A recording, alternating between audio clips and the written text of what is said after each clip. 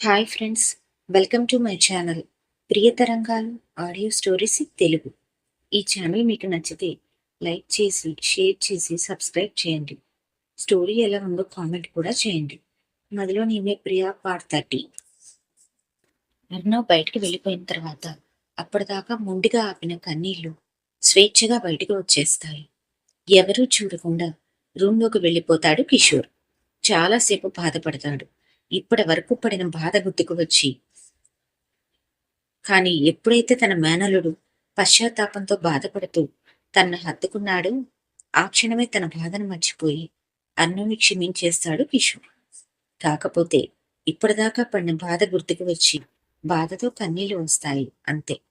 కాని తన కూతుర్ని అవమానించిన దానికి వాడు రియలైజ్ అయ్యే వరకు తను క్షమించకూడదు అని స్థిరంగా ఒక నిర్ణయానికి వస్తాడు. కానీ చాలా హ్యాపీగా అనిపిస్తుంది ఈరోజు.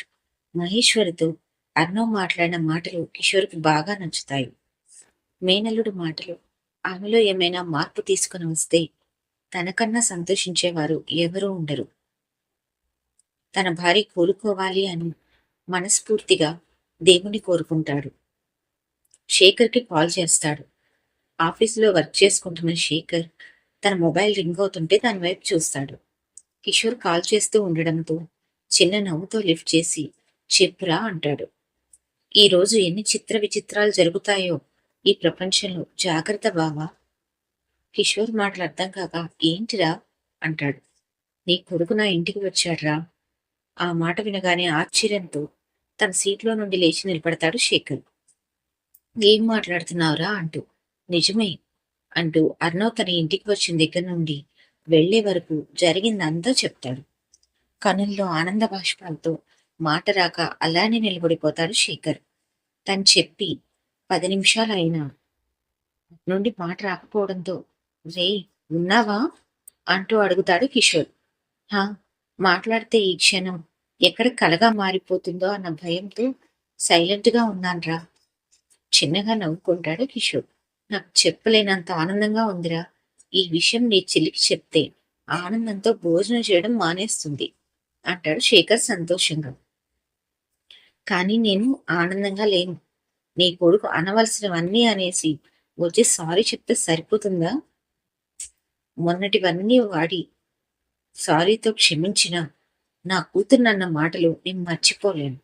వాడిని నేను క్షమించలేను అంటాడు కిషోర్. ఆ మాటలకి శేఖర్ కొద్దిగా బాధగా అనిపించినా అది కిషోర్కి తెలియనివ్వకుండా జాగ్రత్త పడుతూ, ఆ రోజు కూడా వస్తుందిరా, నా కొడుకు నువ్వు తప్పకుండా క్షమిస్తావు అంటూ థ్యాంక్స్ చెప్పి కాల్ కట్ చేస్తాడు శేఖర్. సారీ బావా అనుకుంటాడు కిషోర్ మనసులో. ఆఫీస్లో తన క్యాబిన్లో కూర్చొని అన్వి దగ్గర ఉన్న ఫుటేజ్ ని తదేకంగా చూస్తూ ఉంటాడు వికాస్.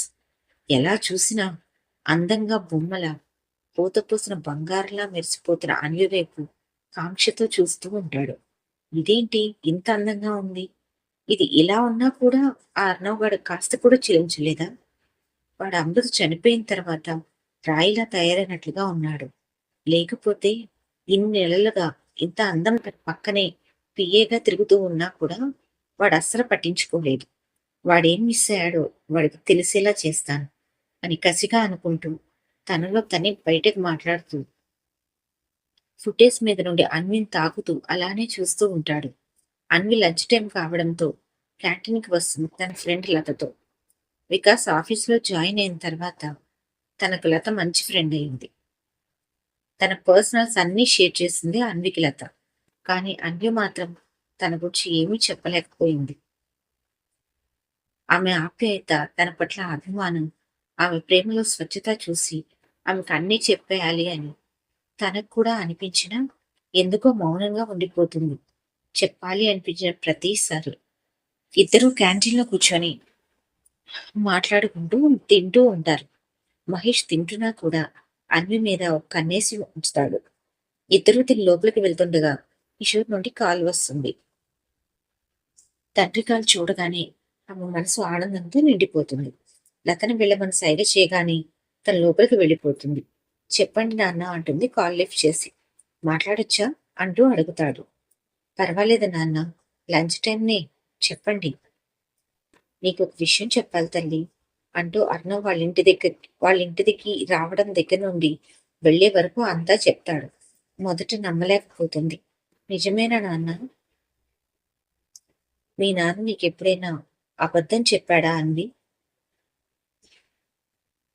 ఆ మాటలే నాన్ని అంది నోటికి చేతులు అడ్డు పెట్టుకుని తండ్రికి వినపడకుండా ఏడ్చేసింది. ఎన్నో రోజుల వ్యధ, తమ రెండు కుటుంబాల మధ్యన ఉన్న ఆఘాతం, అది అందరికీ తీరని వ్యధలా మారిపోయింది. ఇన్ని రోజులకి అర్ణవ్ తమ తప్పు లేదు అని తెలుసుకుని ఇలా వాళ్ళ ఇంటికి వచ్చి మామూలుగా మాట్లాడటం భరించలేని సంతోషంగా అనిపిస్తుంది ఆమెకి. ఆ సంతోషంలోనే వచ్చిన ఆనంద బాష్పాల్ని ఆపలేకపోతుంది. ఏడుస్తున్నావా? కూతురు మనసు తెలిసిన ఆ తండ్రి వెంటనే అడిగిన ప్రశ్న ఇది. తండ్రి ఎదుట తన మనసును దాచలేను అని తెలిసిన తండ్రిని బాధ పెట్టడం ఇష్టం లేక తన బాధ తెలియకూడదు అనుకుంటుంది. కానీ ఆమె ప్రయత్నం కూతురు మనసు అంతా తెలిసిన ఆ తండ్రి ముందు వృధా ప్రయాసమే అయింది.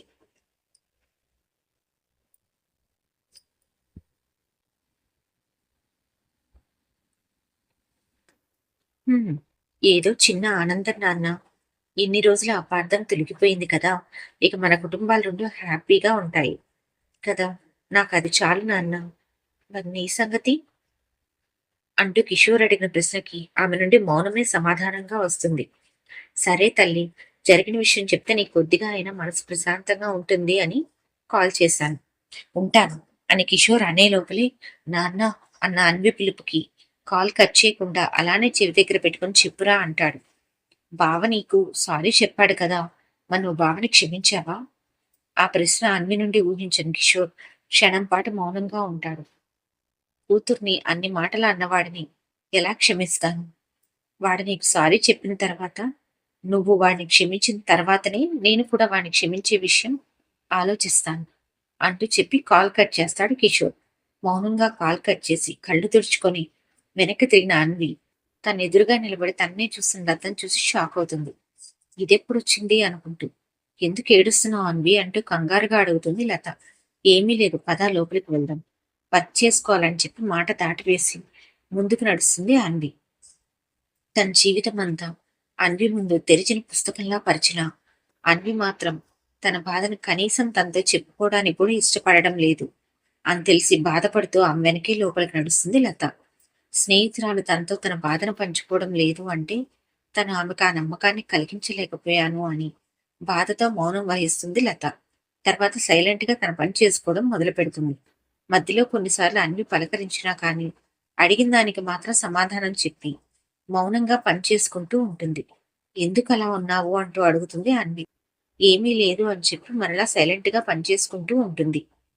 ఎప్పుడూ గలగలా మాట్లాడే లత మౌనం ఎందుకో అప్పుడు అర్థమవుతుంది అన్వికి. తనతో ఏమీ చెప్పలేదని ఫీల్ అయింది అని అర్థమై ఆమె చేయి పట్టుకుంటుంది. అన్వి వైపు చూస్తుంది లత. సాయంత్రం నాతో పాటు నా ఫ్లాట్కి వస్తావా అంటూ అడుగుతుంది. లత ఆశ్చర్యంగా ఎందుకు అంటుంది. నీ స్నేహితురాలు నీకేమీ చెప్పలేదు అని ఫీల్ అవుతున్నావా? మరి నా గురించి తెలుసుకోవా? వస్తాను అంటుంది లత. సాయంత్రం తన పేరెంట్స్ తో అన్వి ఫ్లాట్ కి వెళ్తున్నా అని చెప్పి అన్వితో పాటు బయలుదేరుతుంది. సాయంత్రం అన్వి లతతో కలిసి స్కూటీ మీద బయలుదేరగానే వాళ్ళ వెనక కొంచెం దూరంలో అర్ణవ్ పెట్టిన సెక్యూరిటీ ఫాలో అవుతారు. ఈ విషయం అన్వికి తెలియదు. జాగ్రత్తగా ఆమెను ఫాలో అవుతారు వాళ్ళు. అర్ణవ్ వాళ్ళకిచ్చిన ఇన్స్ట్రక్షన్స్ అన్వికి తను పెట్టిన సెక్యూరిటీ గురించి తెలియకూడదు అని. అన్వి ఫ్లాట్ లోపలికి వెళ్ళిపోగానే వాళ్ళు బయట కొద్ది దూరంలో వెహికల్ ఆపుకొని ఉంటారు. వాళ్ళకి ఈ రోజు నుండి ఇదే డ్యూటీ. అన్వితో పాటు వాళ్ళ ఫ్లాట్ లో అడుగు పెడుతుంది లత. బ్లాక్ అండ్ వైట్ థీమ్ తో ఎంతో అందంగా ఉన్న ఫ్లాట్ ని చూసి పూర్తిగా ఫ్లాట్ అయిపోతుంది. నీ టేస్ట్ అదిరిపోయింది, అది మా బావ టేస్ట్ అంటూ చెప్పబోయి ఆగిపోతుంది. థ్యాంక్స్ అని చెప్పి ఊరుకుంటుంది. కిచెన్ లోకి వెళ్లి ఇద్దరికి టీ తీసుకుని వస్తుంది. టీ తీసుకున్న తర్వాత పక్కన బెడ్రూమ్ లోకి పంపిస్తుంది లతను ఫ్రెష్ అవ్వమని. తను కూడా తన రూమ్ లోకి వెళ్లి ఫ్రెష్ అయ్యి వస్తుంది. తర్వాత ఇద్దరూ హాల్లోకి వస్తారు. నా గురించి చెప్పనా అంటూ అన్వి అడిగిన ప్రశ్నకి ఆ చెప్పు అంటుంది లత. లత వైపు ఒకసారి సూటిగా చూసి ఆమె చేయి పట్టుకొని తన బెడ్రూంలోకి తీసుకొని వెళ్తుంది. లోపలికి వెళ్ళిన లత ఆశ్చర్యంతో కళ్ళు పెద్దవి చేస్తుంది. గోడల నిండా కొద్దిగా ప్లేస్ కూడా లేకుండా మొత్తం అందంగా ఉన్న అర్ణవ్ ఫొటోస్. ఆ ఫీల్డ్ లో వర్క్ చేసే అందరికీ అర్ణవ్ గురించి తెలుసు. అతని యూత్ కి ఒక ఇన్స్పిరేషన్. ఇదేంటి అర్ణవ్ సార్ ఫొటోస్ ఇక్కడ అంటూ అన్వి వైపు చూస్తుంది. అర్ణవ్ ఫోటో దగ్గరికి వెళ్ళి ప్రేమగా దాన్ని తడుముతూ నా ప్రేమ, నా లోకం, నా ప్రపంచం, నా బావ అర్ణవ్. అది విని మరింత ఆశ్చర్యపోతుంది లత. అర్ణవ్ సార్ నీకు బావనా? ఆ అంటూ తన జీవితం గురించి లతకు చెప్పడం మొదలు పెడుతుంది.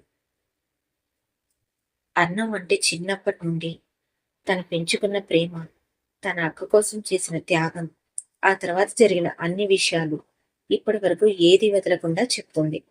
అంతా విన్న లత అంత వివరంగా చెప్పి వెక్కి వెక్కి ఏడుస్తుంది అన్వి. అది విన్న లత కూడా కన్నీళ్ల పర్యంతమవుతుంది. ముందుగా తేరుకుని ఏడుస్తున్న అన్విని హక్ చేసుకుంటుంది. తన స్నేహితురాల్ని హక్ చేసుకుని మరింత బాధపడుతుంది అన్వి. కాలం అన్ని గాయాలను మానేలా చేస్తుంది. నువ్విలా బాధపడి అందర్నీ బాధ పెడుతున్నావు నాతో సహా. నీ సంతోషం కోరుకునే వాళ్ళు నువ్వు బాధపడితే చూడలేరు. కనీసం నీ కుటుంబం కోసం, నా కోసం నువ్వు నార్మల్గా ఉండడానికి ట్రై చేయి అంటూ ఆమె వెన్ను నిమురుతూ ఓదారుస్తుంది లత. చాలాసేపటికి నార్మల్ అవుతారు ఇద్దరు. అప్పటికే చాలా నైట్ అయిపోవడంతో డిన్నర్ చేసుకునే ఓపిక లేక ఆర్డర్ చేసుకుని అది తినేసి పడుకుంటారు ఇద్దరు. హద్దులేని అన్వి ప్రేమను తలుచుకుని మీరు మిస్ అయ్యారు అర్ణవ్ సార్ అనుకుంటుంది లత బాధగా. తర్వాత రోజు ఇద్దరు అన్వి ఇంటి నుండి ఆఫీస్కి వెళ్ళిపోతారు. సీసీ ఫుటేజ్ దగ్గర ఉండే మహేష్ స్నేహితుడు ఆ రోజు అంతా చెక్ చేస్తూ ఉండగా వికాస్ క్యాబిన్లో ఫుటేజ్ ఒకటి ఎవరూ చూడకుండా కాపీ చేసి మహేష్కి పంపిస్తాడు. మహేష్ ద్వారా రాకేష్కి, అతని ద్వారా అర్ణవ్కి ఆ ఫుటేజ్ సాయంత్రం కల్లా చేరిపోతుంది. నైట్ ఇంటికి వచ్చిన అర్ణవ్ డిన్నర్ చేసి తన రూమ్కి వెళ్ళి ల్యాప్టాప్ కనెక్ట్ చేసి ఫుటేజ్ ఆన్ చేస్తాడు. అందులో తన క్యాబిన్లో నుండి ఫుటేజ్లో అన్వి చూస్తున్న వికాస్ చూపు అన్వి అందచిందాల మీదనే ఉంటుంది. అన్వి కూర్చున్న దగ్గర జూమ్ చేసి అన్వి మొహం దగ్గర నుండి వేళ్లతో తడుముతూ కోరికతో అన్వి వైపు చూస్తూ ఉంటాడు. ఈ అందం పూర్తిగా నా సొంతం. నిన్ను అనుభవించకుండా వదిలిపెట్టను. అనుక్షణం నా చూపు నీ మీదనే ఉంటుంది. నేను నా సొంతం చేసుకునే వరకు వదిలిపెట్టను అనుకుంటూ కసిగా ఇంకా కోరికతో చూస్తూ ఉంటాడు వికాస్. ఆ వీడియో అక్కడితో ఆగిపోతుంది. అదంతా చూసిన అర్ణవ్ కోపంతో రగిలిపోతాడు. అప్పటికప్పుడు వికాస్ని చంపేయాలి అన్నంత కోపం వస్తుంది అర్ణవ్కి. అలా చేస్తూ అన్వి ఫోటో తడుముతూ ఉంటే అతి కష్టం మీద కంట్రోల్ చేసుకుంటాడు. పోయిపోయి వాడి దగ్గర చేరినందుకు అన్వి మీద మరింత కోపం వస్తుంది అర్ణవ్కి. చెప్తానే, రేపు మార్నింగ్ చెప్తాను నీ పని అనుకుంటాడు కోపంగా. ఉదయాన్నే ఆఫీస్కి వెళ్తుండగా దారిలో అర్ణవ్ కారు అడ్డుగా పెట్టి ఆపుతాడు అన్విని. అన్వి ఆశ్చర్యంతో షాక్ అవుతుంది. ఆ గొడవ జరిగిన తర్వాత అర్ణవ్ని చూసిందే లేదు. చాలా రోజుల తర్వాత చూడడంతో క్షణం పాటు ప్రేమగా చూసుకుంటుంది. ఆమె చూపులో భావం అర్ణవ్కి అర్థమవుతుంది ఈజీగానే. ఎందుకంటే అప్పటికే అన్వి ప్రేమకు బాగా అలవాటు పడిపోయాడు కనుక. అంతలోనే తేరుకుని పక్క నుండి వెళ్ళాలి అని చూస్తుంది. అర్ణవ్ కోపంగా ముందుకు వచ్చి బైక్ కీస్ లాగేసుకుని నేను నీ కోసం వెయిట్ చేస్తుంటే నువ్వు వెళ్ళిపోతే ఏమిటి అర్థం? బైక్ దిగిరా అంటాడు కోపంగా. ఇక వేరే దారి లేక బైక్ పక్కకు పార్క్ చేసి అతని ముందుకు వస్తుంది. ఈ గ్యాప్ లో అర్ణవ్ కూడా కార్ పక్కకు పార్క్ చేసి వస్తాడు. ఇద్దరు ఎదురెదురుగా నిలబడతారు. చెప్పండి సార్, నాతో ఏం పని అంటూ అడుగుతుంది అన్వి. సార్ అన్న పదం వినగానే అర్ణవ్కి కోపం తన్నుకుంటూ వచ్చేస్తుంది. ఈ స్టోరీ మీకు నచ్చితే తప్పకుండా సబ్స్క్రైబ్ చేయండి ఫ్రెండ్స్. కామెంట్స్ కూడా ఇవ్వండి.